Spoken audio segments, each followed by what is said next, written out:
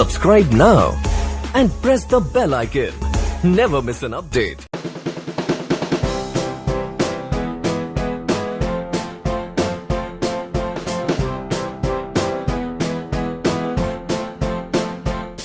Hello दोस्तों, स्वागत है आप सभी का गाइडली के ऑफिशियल यूट्यूब चैनल पर। मैं हूं अखिलेश अवस्थी। दोस्तों, आज हम फिर हाजिर हैं आपके लिए एक ऑसम ट्रिक लेकर के। और आज की जो हमारी ऑसम ट्रिक है वो दोस्तों किससे रिलेटेड है जानते हैं।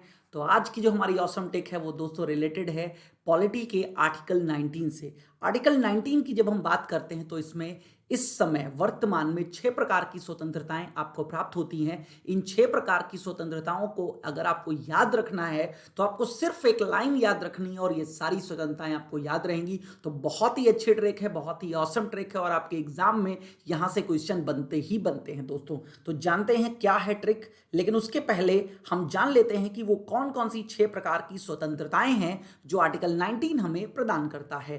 तो दोस्तों, सबसे पहले देखिएगा आर्टिकल 19 जो है, 19 का ए जो है वो हमें बोलने की आजादी प्रदान करता है, freedom of speech and expression. आज की डेट में जो आप कुछ भी बोल पाते हो, अगेन प्रधानमंत्री के विरोध में भी कोई बात आप रख पाते हो तो आप तभी रख पाते हो जब आपके संविधान ने आपको बोलने की आजादी प्रदान की है। दोस्तों, प्रेस जो हमारे देश का मीडिया है, प्रेस है, उसको भी अलग से कोई भी स्वतंत्रता नहीं मिली है। तो कई बार एग्जाम में आपसे क्वेश्चन पूछा जाता है कि प्रेस की जो स्वतंत्रता है उसका वर्णन कहां पे किया गया है। तो प्रेस को भी आर्टिकल 19A के अंतर्गत ही स्वतंत्रता दी जाती है। आर्टिकल 19B क्या है दोस्तों? सभा करने की आजादी, to assemble peacefully without arm.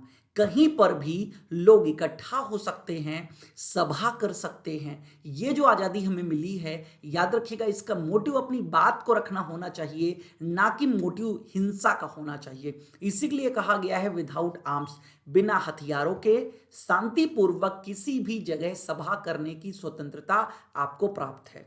19C क्या कहता है? 19C कहता है संघ बनाने की आजादी, टू फॉर्म एसोसिएशंस और यूनियंस। आप देखते हैं, अगर मैं लेबर की बात करूं तो लेबर की यूनियंस होती हैं।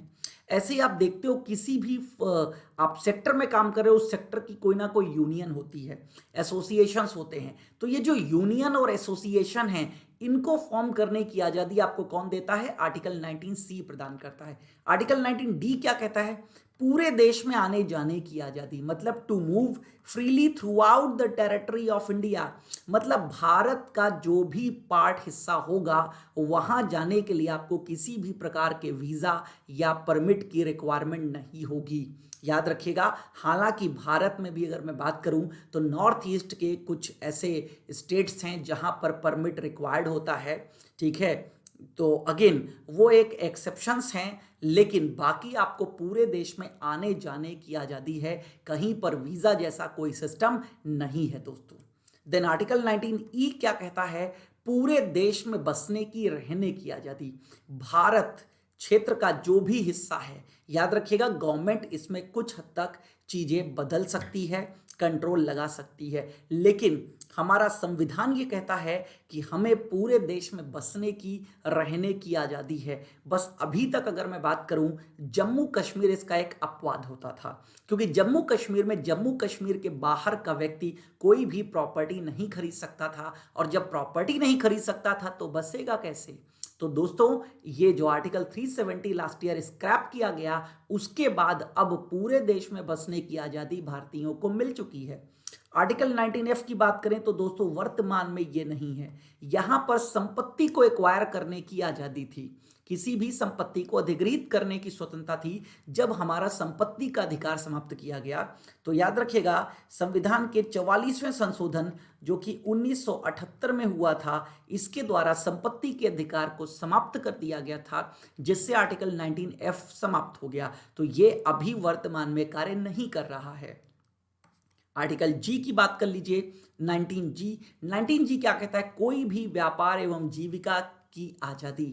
हम जीविकोपार्जन के लिए क्या कर सकते हैं? किसी भी प्रकार की जीविकोपार्जन का चयन कर सकते हैं, टू प्रैक्टिस एनी प्रोफेशन और to carry any occupation, trade और बिजनेस। तो हम अपनी जीविका को चलाने के लिए किसी भी प्रकार का व्यापार, या अब याद रखिएगा, उस व्यापार को चलाने के लिए जो भी फॉर्मेलिटीज होंगी वो तो आपको करनी ही पड़ेंगी। ठीक है, तो ये मत सोचिएगा। और जहां गवर्नमेंट के लाइसेंस की रिक्वायरमेंट है वहां गवर्नमेंट का लाइसेंस होना चाहिए आपके पास। तो ये 6 प्रकार की आज़ादी हमें आर्टिकल 19 जो है वो प्रदान करता है, क्योंकि आर्टिकल 19 से क्या शुरू होता है, स्वतंत्रता का अधिकार। समझ गए या नहीं, राइट टू फ्रीडम की स्टार्टिंग होती है। अब जानते हैं दोस्तों ट्रिक क्या है, इनको याद करने की बहुत ही आसान ट्रिक है। बोस संघ आया गया और बस व्यापार किया। बोस संघ आया गया और बस व्यापार किया, इतनी छोटी सी लाइन आपको याद करनी है दोस्तों।